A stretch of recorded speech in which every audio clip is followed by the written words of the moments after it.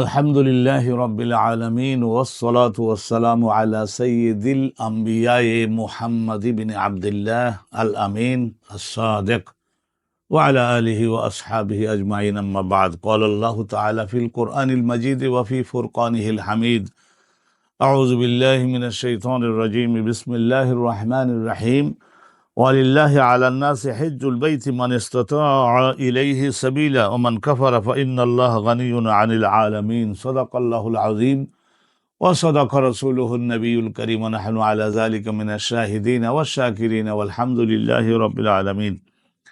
সম্মানিত দর্শক মণ্ডলীকে আন্তরিক মোবারকবাদ জানিয়ে হজ্জে বাইতুল্লাহ এটা যে ফরজ ইবাদত, এই বিষয়ে সংক্ষিপ্ত একটু আলোচনা আপনাদের উদ্দেশ্যে পেশ করবার জন্য আল্লাহর উপরে তাওয়াক্কুল করে ভরসা করে শুরু করতে যাচ্ছি। আল্লাহ রাব্বুল আলামিন যেহেতু এই জিলকাদ মাসের এই অর্ধেক অতিবাহিত হয়ে গিয়ে শেষের অর্ধেকের মধ্যে আমরা প্রায় প্রবেশ করে যাচ্ছি, পৃথিবীর বিভিন্ন দেশ থেকে এখন লক্ষ লক্ষ কোটি কোটি হজযাত্রী এবং ওমরা আদায়কারী এবং ব্যবস্থাপনার দায়িত্ব সুসম্পন্ন করবার জন্য মক্কা মুকাররমা মদিনা মুনাওয়ারায় সকলে অংশগ্রহণ করছেন। এই পরিস্থিতিতে হজ্জের উপরে সংক্ষিপ্ত একটু আলোচনা ছোট ছোট আকারে আপনাদের উদ্দেশ্যে দেওয়া উত্তম হবে বা গ্রহণযোগ্য হবে মনে করে শুরু করছি। হজ্জে বাইতুল্লাহ এটা ফরজ। আল্লাহ পাক রব্বুল আলামিন হযরতে বাবা আদমকে পৃথিবীতে পাঠালেন কাবা ঘর তাকে সর্বপ্রথম তৈরি করবার জন্য আল্লাহ নির্দেশ দিলেন। তো হযরতে বাবা আদম এসে প্রথমেতে এই পৃথিবীতে কাবা ঘর নির্মাণ করলেন, ফেরেশতাগণ সহায়তা করলেন। ইন্না আউওয়ালা বাইতিন উদিআ লিন-নাস লাল্লাযী বিবাক্কাতা মুবারাকান, আমরা শুনেছি এটা। আর এই কাবা ঘরকে কেন্দ্র করে আল্লাহ রাব্বুল আলামিন মানব জাতিকে সৃষ্টি কি উদ্দেশ্যে করেছেন, কোন পবিত্র কর্মগুলি তাদের দ্বারা বাস্তবায়ন করতে আল্লাহর পরিকল্পনা, সেই বিষয়ে তাদের জানাবার জন্য এই কাবা ঘরকে কেন্দ্র করে আল্লাহ পাক রব্বুল আলামিন নির্দেশ দিয়েছিলেন ইমানদার যারা তাদেরকে যে এই কাবা ঘরের তোমরা হজ আদায় করো।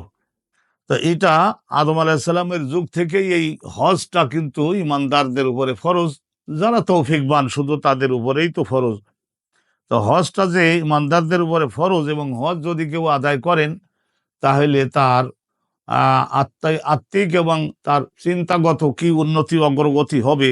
আর এই সম্পর্কে এই হজ যে ফরজ হয়েছে তা সেটা আল্লাহ কোরআন শরীফে কিভাবে বর্ণনা করেছেন এইটা চলুন আমরা আগে একটু জেনে নিই। তারপরে হজ্জের মধ্যে কয়টা ফরজ রয়েছে, তারপরে কয়টা ওয়াজিব রয়েছে, তারপরে কয়টা বিশেষ বিশেষ সুন্নাহ রয়েছে, আল্লাহ নবীর সুন্নাত এবং মুস্তাহাব্বাত আমল হজ্জের মধ্যে কি কি আছে ইনশাল্লাহ সেগুলি আমরা আলোচনা করব। তো আল্লাহ পাক রব্বুল আলামিন প্রথমে বলছেন হজ্জের ফরজ এই বিষয়ে ওয়ালিল্লাহি আলান নাসি হিজ্জুল বাইতি, নিশ্চয়ই একমাত্র আল্লাহ রব্বুল আলামিনের জন্যই, অর্থাৎ আল্লাহকে আনন্দ দেওয়ার জন্য আল্লাহ যে সমস্ত উদ্দেশ্য এবং পরিকল্পনা হজের পশ্চাতে রেখেছেন সেইগুলি অনুধাবন করে ধারণ করবার জন্য আলান নাসে মানব জাতির উপরে আল্লাহ ফরজ করে দিয়েছেন হিজ্জুল বাইতে, কাবা ঘরের সেখানে হজ্জে যাওয়া, হজ আদায় করা।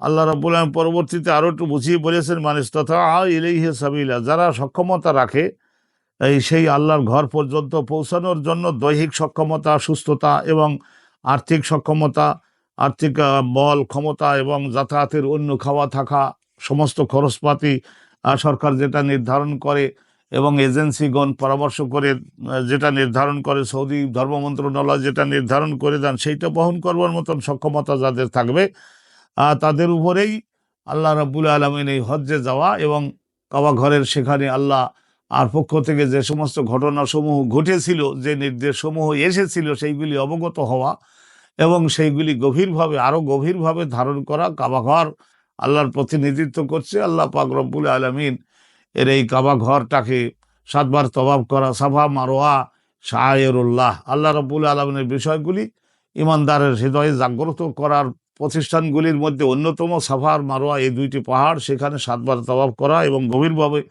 এর শিক্ষা এবং আদর্শের সঙ্গে গভীরভাবে নিজেকে যুক্ত করে নেওয়া। ওয়ালিল্লাহি আলান নাসি হিজ্জুল বাইতি, আল্লাহ বলছেন যে একমাত্র আল্লাহ রাব্বুল আলামিনকে আনন্দ দেওয়ার উদ্দেশ্যে, আল্লাহ রাব্বুল আলামিন সন্তুষ্ট করবার উদ্দেশ্যে, আল্লাহকে খুশি করবার উদ্দেশ্যে মানব জাতির উপরে অর্থাৎ সবাই যদি ঠিক মতো নিয়ম মানতো তাহলে সবাই কমপক্ষে হজ্জে যাওয়ার মতো আর্থিক ক্ষমতা অর্জন করতে পারতো, কিন্তু অনেকে পারে না। তো ঠিক আছে, তো আল্লাহ পরের আয়াতে বলেন মানিস্তাতা ইলাইহা সাবিলা। এটা আমাদের আরবি ব্যাকরণে বদলে ইস্তেমাল বলা হয়। তো বদলে ইস্তেমাল এবং বদলে বাজ এইরকম বলা হয়। মানিস্তাতা ইলাইহা সাবিলা, কাবাঘর পর্যন্ত পৌঁছানোর দৈহিক সক্ষমতা, রাস্তাঘাটের নিরাপত্তা এবং উপযুক্ত বয়স এবং স্বাধীন মুসলিম হওয়া, অনুরূপভাবে আর্থিক সক্ষমতা, সেখানে বাসা ভাড়া করে থাকতে হবে। বাসা ভাড়া মক্কায় মদিনায় খাওয়া থাকা আরো 10 জনের উপরে যাতে সমস্যা তৈরি না করে, এই ধরনের সক্ষমতা যাদের থাকবে। আর আল্লাহ রাব্বুল আলামিন বলেছেন আমান কাফারা।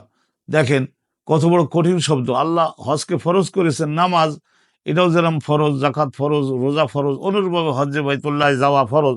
তো আল্লাহ এখানে ভাষাটা কঠিন করলেন ওমান কাফারা। যদি কেউ হজ যে এটা ফরজ, এটাকে যদি কেউ অবিশ্বাস করে, অস্বীকার করে, প্রত্যাখ্যান করে, যদি কেউ কুফরি করে হজের বিরুদ্ধে, তার মানে মানতেই রাজি না। হজে এক যেতে পারলো না সে এক, কিন্তু বলে না না হজে এটা আল্লাহর বিধানে অন্তর্ভুক্ত হওয়া, এটা আমি মানি না, বিশ্বাস করি না।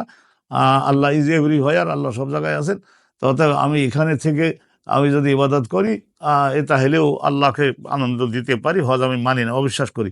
এরকম যদি কোনো ইমানদার পুরুষ ও মহিলা করে মন কাফারা ফা ইন্নাল্লাহা গানিয়্যুন আনিল আলামিন, তাহলে আল্লাহ বলছেন নিশ্চয় আল্লাহ রাব্বুল আলামিন এই মানুষ আর জিন এ সকলে আর অন্য সবাই সব সৃষ্টি যদি আল্লাহর বিরুদ্ধে বিদ্রোহ করে এবং অবাধ্য হয় এবং ইবাদত না করে, এই কোনো একজন হাতে গোনা কিছু সংখ্যক লোক সক্ষমতা থাকা সত্ত্বেও, রাস্তাঘাটে নিরাপত্তা থাকা সত্ত্বেও যদি হজ্জের অংশগ্রহণের বিষয়টা, হজ্জে যাওয়ার বিষয়টা প্রত্যাখ্যান করে, তাহলে আল্লাহ রাব্বুল আলামিন তার ওই হজের প্রতি কোনো মুখাপেক্ষী না।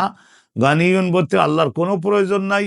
হ্যাঁ, অনেকে মনে করতে পারে এত সব হজের মাধ্যমে আল্লাহ বোধহয় কোনো বাড়তি শক্তি প্রাপ্ত হন, তা বিলকুলই না।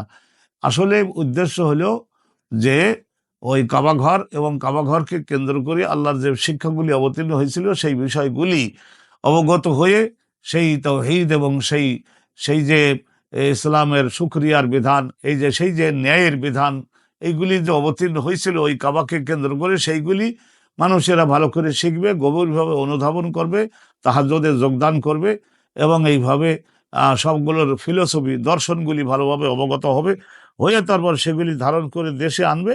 যোগ্য আলেমের নেতৃত্বে, ওলির নেতৃত্বে ইসলাম প্রসারে ভূমিকা রাখবে এই হাজিগণ। যেহেতু রাসূল যে নাই, অতএব হাজিগণ ইসলামটা দেশবাসী সকলের কাছে পৌঁছে দেওয়ার ব্যাপারে তারা ভূমিকা পালন করবে। এইটাই আল্লাহ রাব্বুল আলামিনের পক্ষ থেকে আর আধ্যাত্মিক উন্নতি দিয়ে দেওয়া। তাই হজ যে ফরজ এটা আমরা বিশ্বাস করি, আর এটাও বিশ্বাস করি যে ইবাদাতুন কাদিমা, এটা হলো একটা শাশ্বত ইবাদত, শাশ্বত ইবাদত। হ্যাঁ, ইবাদাতুন কাদিমা জামিলা।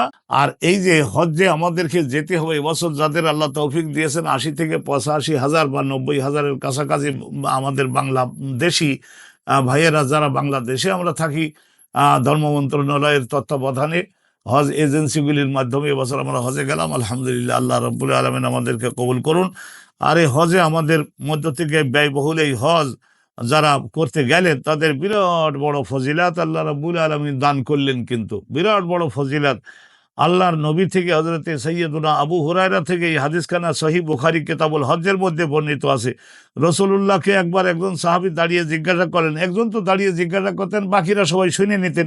জিজ্ঞাসা করলেন যে হুজুর, প্রকাশ্য আমলগুলির মধ্যে শ্রেষ্ঠ আমল কোনটা, বেশি ফজিলাতপূর্ণ আমল কোনটা? তো রাসূলুল্লাহ বললেন যে ঈমানুন বিল্লাহি ওয়া রাসূলিহি, আল্লাহ ও আল্লাহর রাসূলের, আল্লাহর তাওহীদের উপরে আর আল্লাহ রাব্বুল আলামিনের রাসূলের হকিয়াতের উপরে ঈমান রাখা, এটা হলো 1 নম্বরে। এটা তো সকলেরই জানতে হবে। তারপরে সাহাবী জিজ্ঞাসা করলেন হুজুর 2 নম্বরে কোনটা? তখন রাসূলুল্লাহ সাল্লাল্লাহু আলাইহি ওয়াসাল্লাম বললেন জিহাদুন ফি সাবিলিল্লাহ, আল্লাহ রাব্বুল আলামিনের ইসলামটাকে বিজয়ী করবার জন্য, ইসলাম যারা ধারণ করে তাদের জীবনে নিরাপত্তা সুপ্রতিষ্ঠিত করে দিয়ে মহাসত্য যাতে প্রতিষ্ঠিত থাকতে পারে, নির্বিঘ্ন থাকতে পারে, সেই জন্য জেহাদে যোগদান করা, এটা 2 নম্বরে।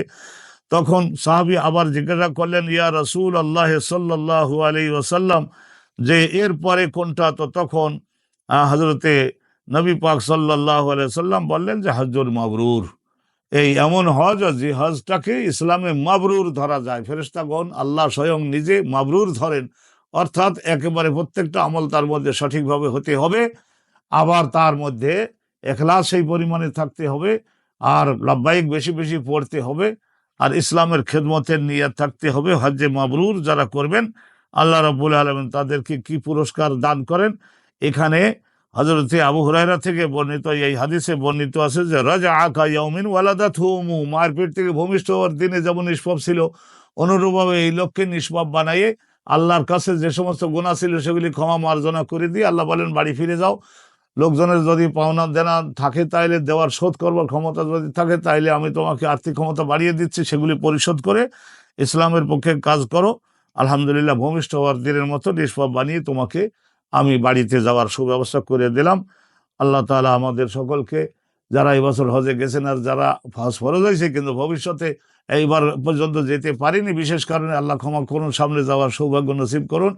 আপনাদের সকলের সুস্বাস্থ্য এবং ইসলামের দৃষ্টিকোণ থেকে সাফল্য কামনা করি। আল্লাহ রাব্বুল আলামিনের রহমতের উপরে ভরসা রেখে আজকের মতো এই অনুষ্ঠানগুলি আমরা সংক্ষিপ্ত করব। তো আশা করা যায় হজ্জের বিষয়ে এখানে একটা প্রাথমিক শিক্ষা আমরা প্রাপ্ত হইলাম। আসসালামু আলাইকুম ওয়া রাহমাতুল্লাহি ওয়া বারাকাতুহু।